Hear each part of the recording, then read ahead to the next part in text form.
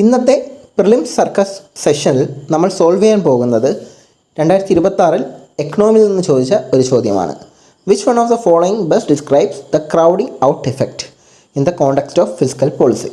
So crowding out എഫക്റ്റിൻ്റെ exact definition അല്ലെങ്കിൽ അതുകൊണ്ട് ഉദ്ദേശിക്കുന്നത് എന്താണെന്നാണ് പറയുന്നത്. ഈ കോൺസെപ്റ്റ് എന്താണെന്ന് കൃത്യമായി അറിയുന്നവർ അത് സോൾവ് ചെയ്തിട്ടുണ്ടാകും. ഇല്ലാത്തവർക്ക് എങ്ങനെ ഇത് ലോജിക്കലി എത്താം എന്ന് പറഞ്ഞുതരാം. സോ ആ ടേം നോക്കാം. ക്രൗഡിംഗ് എന്ന് പറയുമ്പം കുറേ ആൾക്കാർ വരുന്നു അല്ലേ, അതായത് വരുന്നു എന്നൊരു അർത്ഥം.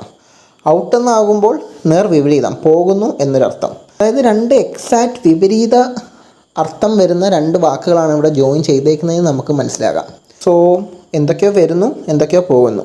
അതായത് ഇവിടെ എന്താണോ സംഭവിക്കുന്നത് അതിന് നേർവിപരീതമായിരിക്കണം അപ്പുറത്ത് നടക്കേണ്ടത്. സോ നമുക്ക് ആ അർത്ഥം വരുന്ന എന്തെങ്കിലും ഓപ്ഷൻ ഉണ്ടോ എന്ന് നോക്കാം. സോ ഇവിടെ ഓപ്ഷൻ എയിൽ പറയുന്നു a situation where private investment increases. Okay, അത് ഇൻക്രീസ് ചെയ്യുന്നു. അപ്പോൾ due to increased government spending. അപ്പോൾ ഇവിടെ രണ്ടും ഇൻക്രീസ്ഡ് ആണ്. നേരത്തെ പറഞ്ഞൊരു വിപരീത അർത്ഥം വരുന്ന സംഭവം പറയുന്നില്ല.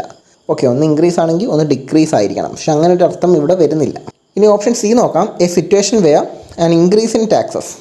ടാക്സ് കൂടുന്നു, leads to increased private sector investment. So രണ്ടും ഒരേ അർത്ഥമാണ് പറയുന്നത്. ടാക്സ് കൂടുന്നു, പ്രൈവറ്റ് സെക്ടർ ഇൻവെസ്റ്റ്മെൻറ്റും കൂടുന്നു. സോ അതും അവിടെ നിൽക്കട്ടെ.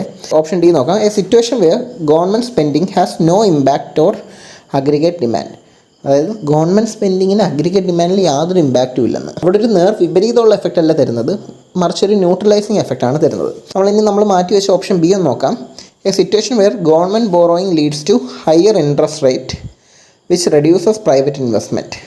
അതായത് ഇൻട്രസ്റ്റ് റേറ്റ് എന്ത് പറ്റുന്നു, കൂടുന്നു, പക്ഷേ പ്രൈവറ്റ് ഇൻവെസ്റ്റ്മെൻറ്റ് എന്ത് പറ്റുന്നു, കുറയുന്നു. സോ ഒരു നേർ വിപരീത അർത്ഥം അവിടെ വരുന്നുണ്ട്. ഒന്ന് കൂടുന്നു, ഒന്ന് കുറയുന്നു എന്നുള്ള അർത്ഥം തരുന്നത് കൊണ്ട് നമുക്ക് ആ ഓപ്ഷൻ കൂടുതൽ സാധ്യതയുണ്ട് എന്ന് കണക്കാക്കിയ ഒരു റിസ്ക് അവിടെ എടുക്കാമായിരുന്നു. ആൻസർ ഓപ്ഷൻ ബി തന്നെ ആയിരുന്നു. ഓക്കെ, സോ ഇവിടെ നമ്മൾ എങ്ങനെയാണ് സോൾവ് ചെയ്തത്? ആ ടേം ഡീകോഡ് ചെയ്ത് crowding out effect. So crowding out ആകുമ്പോൾ രണ്ട് നേർ വിപരീത അർത്ഥം. അപ്പോൾ ഇവിടെ നോക്കാൻ നേരത്ത് ഇൻട്രസ്റ്റ് റേറ്റ് കൂടുന്നു, അപ്പോൾ പ്രൈവറ്റ് ഇൻവെസ്റ്റ്മെൻറ്റ് കുറയുന്നു. സോ ക്രൗഡിംഗ് ഔട്ട് ഇഫക്റ്റ് എന്താണെന്ന് ഞാൻ പറഞ്ഞു തരാം. ഗവൺമെൻറ് മാർക്കറ്റിൽ നിന്ന്, ബാങ്കിൽ നിന്നെല്ലാം ലോൺ വാങ്ങിച്ച് ഗവൺമെൻറ് ആവശ്യത്തിനായിട്ട് സ്പെൻഡ് ചെയ്യുന്നു. വെൽഫെയർ സ്കീമാവോ എന്ത് വേണേലും ആകാം, നല്ല കാര്യം. പക്ഷേ ഇവിടെ പ്രധാന പ്രശ്നം മറ്റ് പ്രൈവറ്റ് കമ്പനികൾക്കോ സ്ഥാപനങ്ങൾക്കോ ലോൺ എടുക്കാൻ കാശില്ലാതാവുകയാണ് മാർക്കറ്റിൽ. കാരണം ഉള്ള കാശെല്ലാം ഗവൺമെൻറ് കൊണ്ടുപോകുന്നു. അങ്ങനെ ആ പ്രൈവറ്റ് ഇൻവെസ്റ്റ്മെൻറ്റ്സ് എല്ലാം ആ മാർക്കറ്റിൽ നിന്ന് തന്നെ ഔട്ടാവുകയാണ്. അവർക്കവിടെ റോൾ ഇല്ലാതാവുന്നു, അവർക്കവിടെ ഒന്നും ചെയ്യാൻ പറ്റാതാവുന്നു.